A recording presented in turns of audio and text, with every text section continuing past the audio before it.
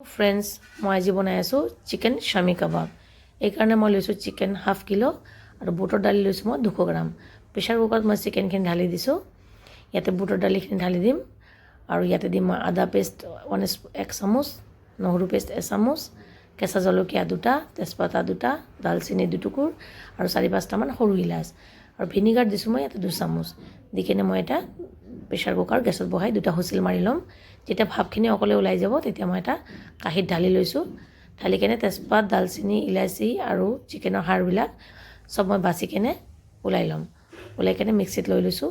ডাঙৰ চাইজৰ এটা পিঁয়াজ দি দিছোঁ। দি কিনে মিক্সিত মই ভালদৰে এনেকৈ গ্ৰাইণ্ড কৰি লৈছোঁ। ভালদৰে পেষ্ট কৰাৰ পিছত মই এইটো ঢালি দিছোঁ এটা প্লেটত। ঢালি কেনে মই পাউডাৰ মছলাখিনি ঢালি দিম। নিমখ নিজৰ টেষ্ট অনুযায়ী দিছোঁ মই।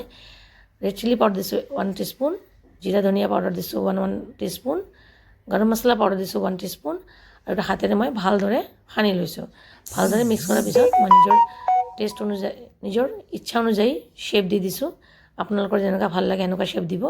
দি কেনে কেৰাহীত ৰিফাইন অইলত মই ভালকৈ ইপিঠ সিপিঠকৈ ধুনীয়াকৈ ৰঙাকৈ ভাজি লৈছোঁ। এয়া চাওক ফ্ৰেণ্ডছ, মোৰ কি ধুনীয়া শামী কাবাব ৰেডি।